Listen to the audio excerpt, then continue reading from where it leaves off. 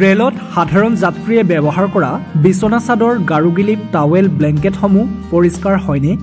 এই প্ৰশ্ন হয়তো আপুনিও ৰেলত যাত্ৰা কৰোঁতে এবাৰ হ'লেও ভাবিছে। ৰেলত যাত্ৰীয়ে ব্যৱহাৰ কৰা কাপোৰসমূহ কিদৰে পৰিষ্কাৰ কৰা হয় আজি আপোনালোকক দেখুৱাব বিচাৰিছোঁ। প্ৰথমতে চাওক এই দৃশ্য।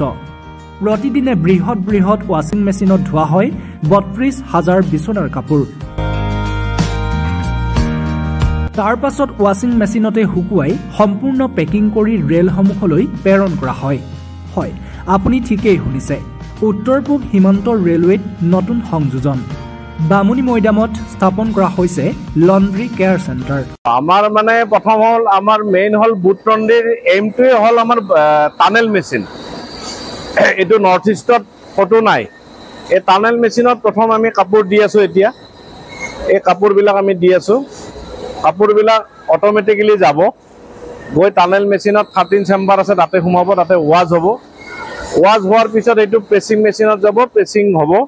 প্ৰেছিং হোৱাৰ পিছত এইটো আপোনাৰ কনভেয়াৰ বেল্ট আছে, কনভেয়াৰ বেল্টে আনি ড্ৰাইং কৰিব, ড্ৰায়াৰত দিব। ড্ৰাইং কৰাৰ পিছত, ড্ৰাইং হোৱাৰ পিছত ইয়াৰ পৰা আমাৰ মানে আইৰনাৰত যাব। আইৰনাৰৰ পৰা ফল্ডিং হ'ব, ফল্ডিং হৈ বস্তুখিনি ওলাই আহিব, মানে হাইজেনিক ফুল্লি।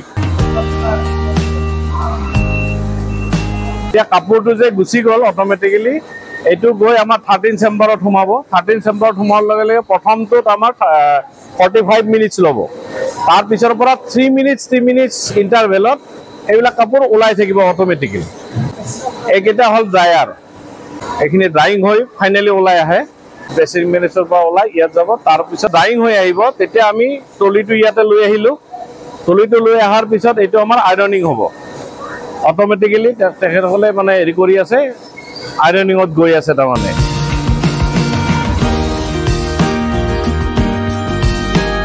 কাপোৰটো ভৰাই দিব, একদম ধুনীয়াকৈ গৈ আছে, আইৰনিং হৈ গৈ আছে। তাৰমানে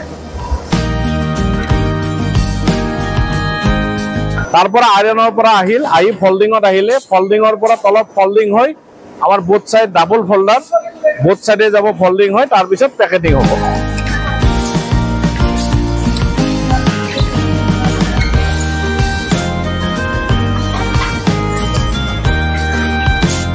এইখিনি হ'ল ব্লেংকেট। আমি ব্লেংকেটবিলাক 15 ডেজ বা এমাহৰ ভিতৰত আমি এই ব্লেংকেটবিলাক ৱাছ কৰোঁ। যেতিয়া আমাৰ চইলবিলাক আহে, তাৰমানে গাড়ীৰ পৰা যিটো তাৰমানে ইউজ বেডৰোল আহে, সেই বেডৰোলটো আমি ইয়াতে ৰাখোঁ। আৰু ইয়াতে ছেগ্ৰিগেশ্যন হয়। ছেগ্ৰিগেশ্যন যেনেকৈ হেভি ষ্টেণ্ড, লাইট ষ্টেণ্ড বা ৱাছেবল যিখিনি আছে, সেইখিনি আমাৰ বেলেগে বেলেগে ৰখা হয়।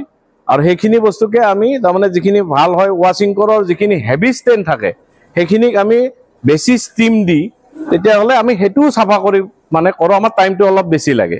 আৰু ডেইলি আমি 16 টন মানে 32,000 বেডশ্বীট আমি ছাপ্লাই কৰোঁ বুট লণ্ড্ৰিৰ পৰা। লগত থাকিব আপোনাৰ হেণ্ড টাৱেল। 32,000 যদি আপোনাৰ বেডশ্বীট দিওঁ, তেতিয়াহ'লে 16,000 হেণ্ড টাৱেল থাকিব, 16,000 পিলো কভাৰ থাকিব। আৰু ব্লেংকেটটো ৱাছটো হৈয়ে থাকিব। আৰু তাৰপিছতো আমি কাৰ্টেন, আমাৰ যিটো গাড়ীৰ কাৰ্টেনখিনিও আমি ধুই দিওঁ। আৰু লগতে আমাৰ যিখিনি কাৰ্টেন বা এনি আদাৰ যিবিলাক পিলো যিবিলাক থাকে, পিলো ফোমো আমি ৱাছ কৰোঁ। সেইবিলাক আমাৰ ৰুটিন। তাৰমানে ব্লেংকেটত অকণমান সময় লাগে, কাৰণ ব্লেংকেট আমি ধোৱাৰ পিছত ড্ৰাইং কৰিব লাগে, টোটেলি ড্ৰাইং কৰি দিব লাগে। ব্লেংকেটত অলপ টাইম লাগে, কিন্তু বাকীখিনিত আমাৰ বেছি টাইম নালাগে। টানেলত আমাৰ এভৰি 3 মিনিটছত, এটা টানেলত আমি 13 চেম্বাৰ আছে, আমি 60 কেজি পাৰ চেম্বাৰত আমি দিওঁ। 60 কেজিকৈ দিয়াৰ পিছত সেইটো আমাৰ এভৰি 3 মিনিটছ ইণ্টাৰভেলত ওলাই থাকিব কণ্টিনিউৱাছলি। এইটোৱে প্ৰথম গুৱাহাটী কোচ মেইনটেনেঞ্চ ডিপোত এইটোৱে প্ৰথম বুট লণ্ড্ৰি, আৰু অট'মেটিকেলি মেচিন ইউজ কৰা এইটোৱে প্ৰথম, আৰু খুব কম মেন পাৱাৰৰ ভিতৰত আমি ইউজ কৰোঁ। ষ্টাফ আমাৰ অলমষ্ট 70, দুটা শ্বিফ্টত আমাৰ চলে, মৰ্ণিং আৰু ইভিনিং দুটা শ্বিফ্টত চলে। এইটো আমাৰ হ'ল হোৱাইটনিং মিটাৰ, হোৱাইটনেছ টেষ্ট মিটাৰ। আমি যিবিলাক তাৰমানে কাপোৰবিলাক আমাৰ 85%ৰ মানে তলত আহিব নালাগে।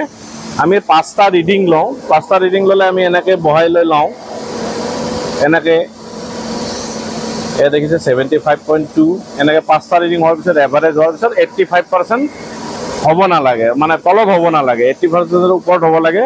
ফুল্লি হাইজেনিক হ'ব লাগে প্ৰতিটোৱে আমি কৰোঁ যেনেকৈ আমি ব্লেংকেট ধোৱা ডেটটো আমি ইয়াত চিল কৰোঁ কোনদিনা ধুইছোঁ আমি গম পাম কাৰ্টেনৰ তেনেকুৱা ডেটবিলাক আমি শ্ব' কৰোঁ ব্লেংকেট কভাৰ আছে তাৰপিছত পিলো ফোম আমি ধুওঁ হেণ্ড টাৱেল বেডশ্বীট আৰু এইবিলাক চিল পেকেট ধৰক ধোৱা যে গম পায় ইয়াত কোনো দাগি নাই একো নাই আৰু ঠিক তেনেদৰে ইয়াতো আপুনি দেখিলে গম পাব এইটো হেণ্ড টাৱেলখনো হোৱাইটনেছ টেষ্ট হয় বা বেডশ্বীটবিলাক কেনেকৈ দাগি নোহোৱাকৈ যাব লাগে